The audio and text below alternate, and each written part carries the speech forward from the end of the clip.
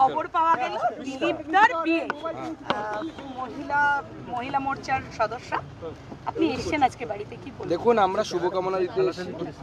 এতে অস্বাভাবিক আপনারা কি দেখছেন আমার অন্ততপক্ষে মনে হচ্ছে না, বিশেষ করে যেখানে আমরা কলকাতায় থাকি।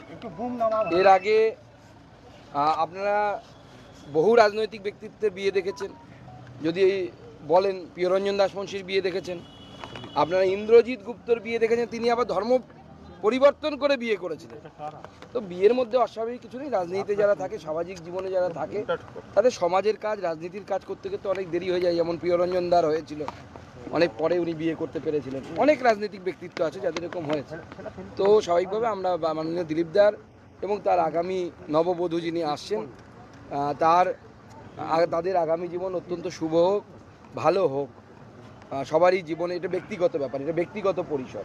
আমার সেই জন্য মনে হয় ব্যক্তিগত পরিসরে কারো বেশি না ঢোকাই ভালো। আমরা পার্টির তরফ থেকে শুভেচ্ছা দিয়েছি, জানিয়েছি, এবং তাদের আগামী জীবন সুন্দর হোক, সুখী হোক, এটা আমাদের কামনা। বিয়েটা একদমই ঘরোয়াভাবে হচ্ছে, উনি যেটা আমাদেরকে জানিয়েছেন। আজকে সন্ধ্যেবেলায় সম্ভবত বিয়ে। আমরা শুভকামনা দিতে গেছিলাম, শুভকামনা হয়ে গেছে।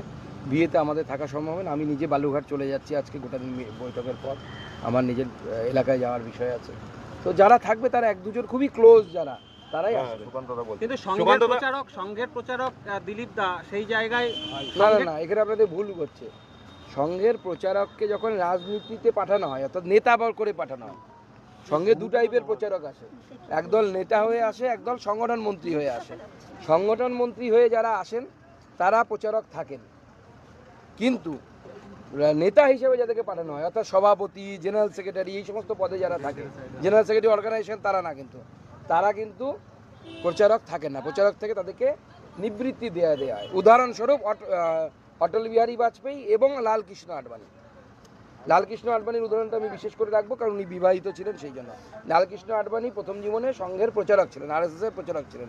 পরবর্তী সময় তিনি রাজনৈতিক ক্ষেত্রে আসেন এবং প্রচারক জীবন থেকে মুক্তি লাভ করে তিনি বৈবাহিক জীবনে, সাংসারিক জীবনে, এটা সংঘের সিস্টেম।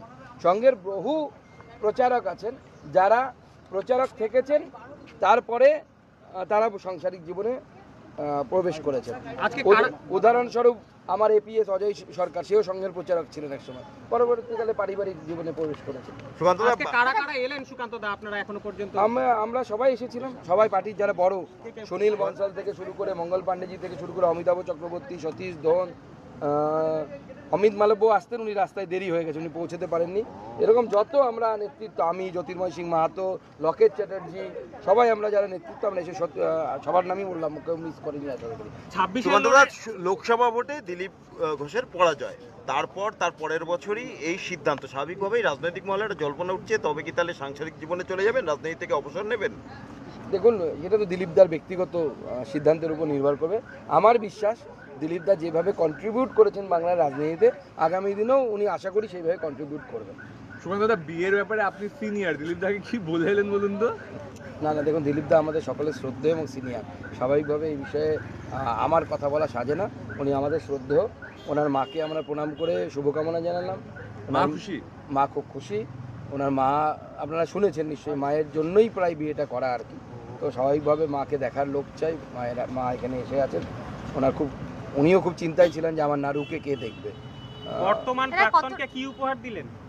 আমি মিষ্টি, ফুল, ধুতি, শাড়ি এগুলো দিয়েছি। বিয়েতে যা দিতে হয় আর কি রীতি এখনো পর্যন্ত সম্পন্ন হলো এগুলো আমি বলতে পারবো। শুধুমাত্র আইনি মতেই বিয়েটা হবে আজকে, তাই? আইনি মতে এবং বৈদিক মতে দুটোই।